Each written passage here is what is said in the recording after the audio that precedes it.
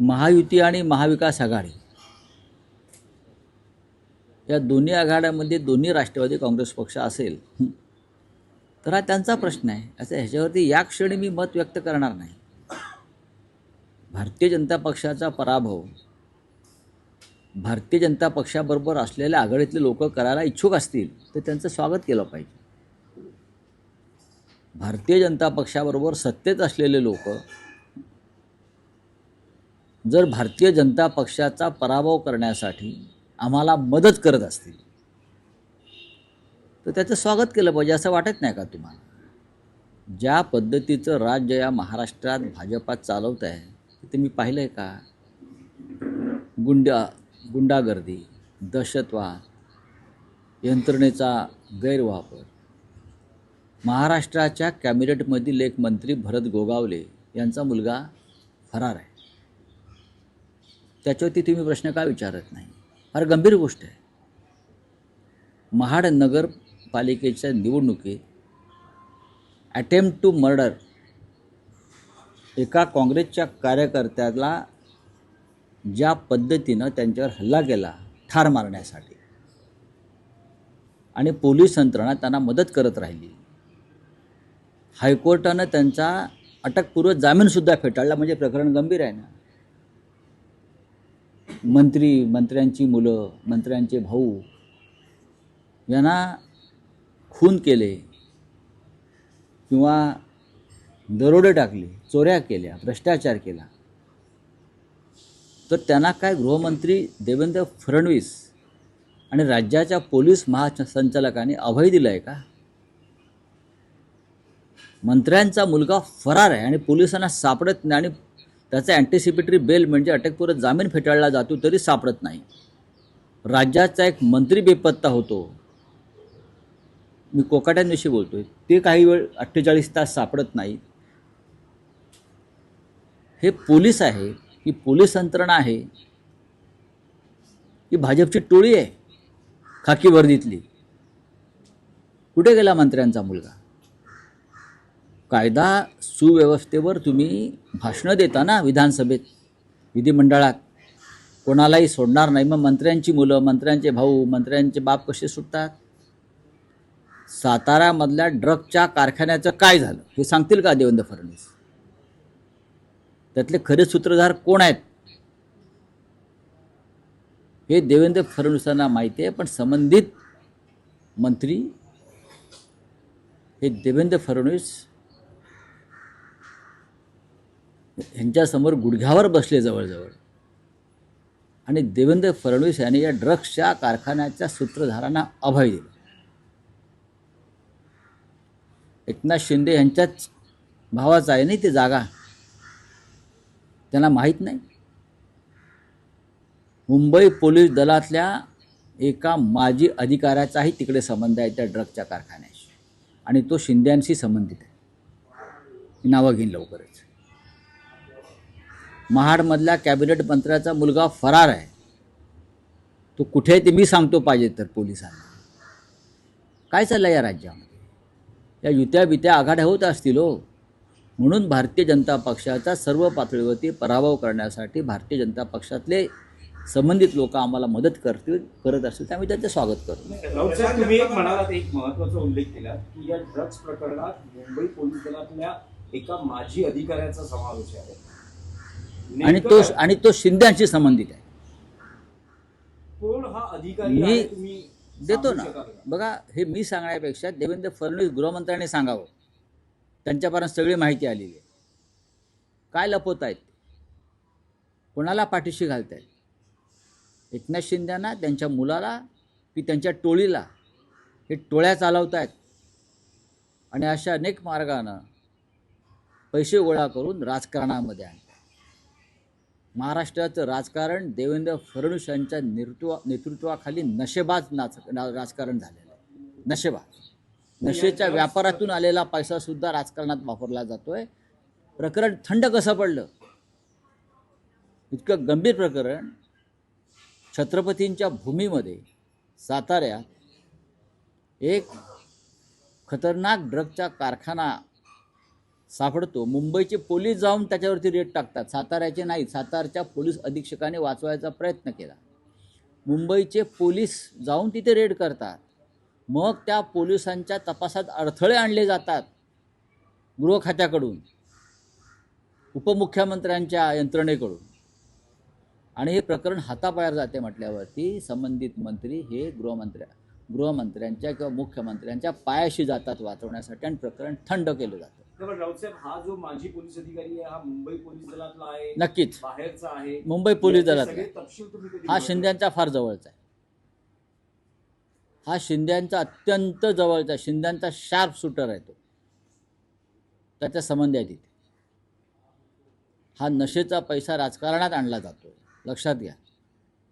महाराष्ट्राच्या तरुणांना नशेबाज केलं जात आहे, आणि त्यातून राजकारणात हा पैसा ओतून हे हिंदुत्ववादी आम्हाला हिंदुत्व शिकवतात ढोंगी. चला राऊत साहेब, एक आणि तुम्ही म्हणालात की म्हणजे जे कॉम्बिनेशन आहे एकाच वेळेस महायुती आणि महाविकास आघाडीतील, असं कसं होऊ शकतं? असं कसं होऊ शकतं? जनतेला पडलेला प्रश्न असेल. नंबर 1. नंबर 2, राऊत साहेब, अजित पवारांकडून असा दबाव टाकला जातोय किंवा एक आग्रही मागणी केली येते की या युतीमध्ये सगळ्यांनी घड्याळ या चिन्हावरच लढावं. शरद पवार किंवा त्यांचा पक्ष हे मान्य करेल का?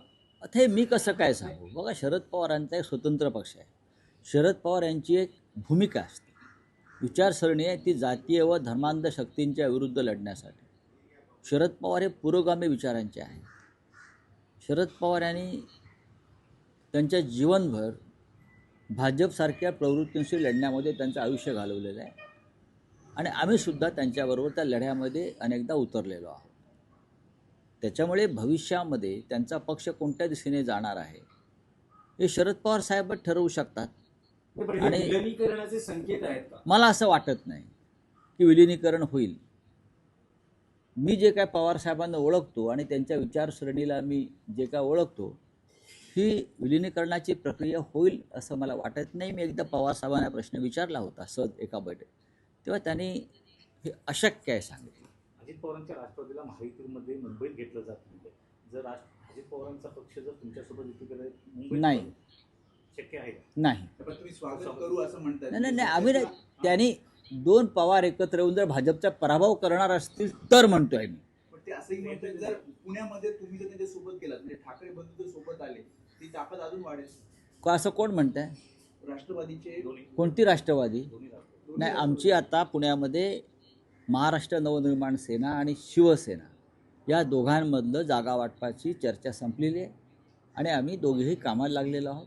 जे आमच्याबरोबर येतील त्यांना सोबत घेऊ, नाही तर आम्ही त्यांच्याशिवाय अजित लढू. पवार असतील. नाही, अजित पवार त्यात नाही. त्याचबरोबर प्रशांत जगताप यांना उद्धव ठाकरे यांनी शिवसेनेत येण्यासाठी ऑफर दिली अशी माहिती सगळ्यांना नाही, माझ्याकडे माहिती नाही. फोन केला. उद्धव साहेबांनी त्यांना नक्कीच फोन केला असेल, कारण असे कार्यकर्ते लढणारे जर आमच्याकडे आले तर आम्ही नक्कीच पुढे जाऊ. सर, भाजपा पुण्यात शिवसेनेला फक्त 12 जागांची ऑफर देते. मुंबईत देखील काही आणलेलं असतात. 12 खूपच दिल्यात जागा. 12 जागा म्हणजे खूप दिल्या. किती पाहिजेत अजून त्यांना?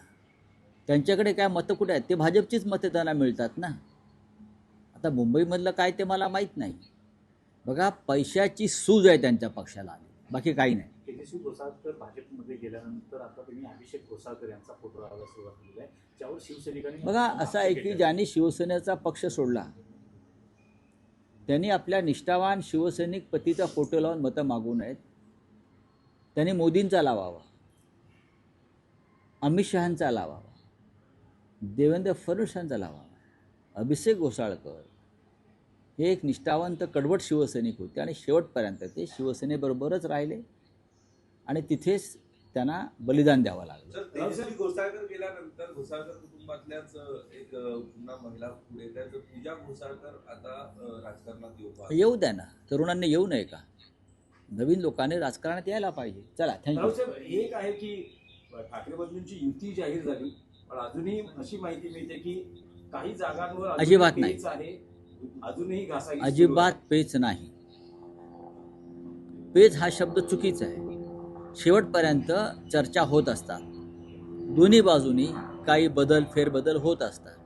प्रत्येक जागा आम्हाला जिंकायची आहे, आणि असा कोणत्याही प्रकारचा पेच ना महाराष्ट्र नवनिर्माण सेनेकडून टाकला ना शिवसेनेकडून पडलेला आहे.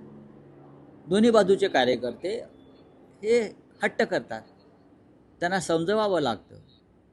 त्याचा दबाव नेत्यांवरती असतो. मग ते राजसाहेब ठाकरे असतील किंवा उद्धवजी ठाकरे असतील.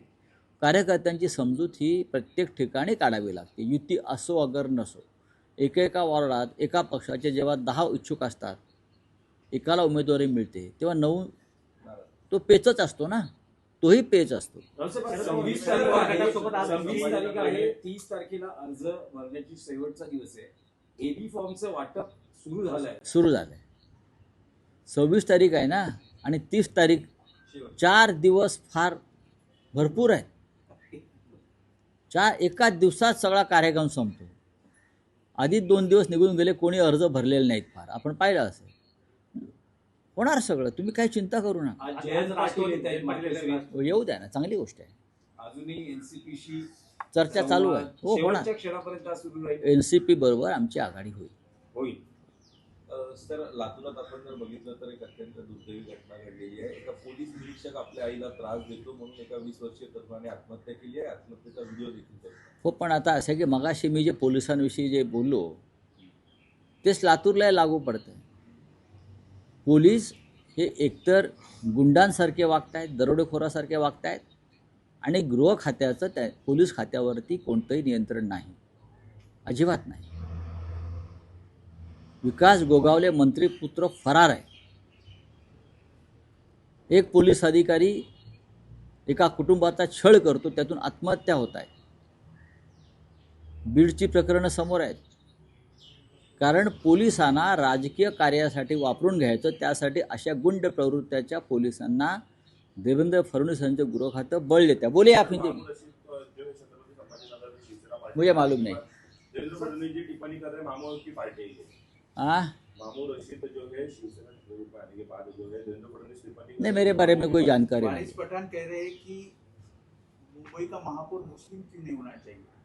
पठान या खान भी हो सकता है. हमने राष्ट्रपति किया था मुस्लिम, ये भूल गए ये लोग. हमने मुस्लिम राष्ट्रपति किया है, और भारतीय जनता पार्टी के सरकार में तो मुस्लिम राज्यपाल भी हो रहे हैं. ऐसा नहीं है ना. हमने मुस्लिम राष्ट्रपति कितने देश में, कितने मुस्लिम राष्ट्रपति भाजपा ने भी किए हैं. डॉक्टर अब्दुल कलाम, जाकिर हुसैन, फखरुद्दीन अली अहमद, कितने मुस्लिम राष्ट्रपति किए. छोड़ दीजिए. चलिए. राष्ट्रवादी एकत्र येतील असं वाटत नाही असं म्हणतायत संजय राऊत. तर साताऱ्यातील ड्रग्ज कारखाना प्रकरणात काय झालं असा मुद्दा देखील संजय राऊत यांनी उपस्थित केलेला आहे.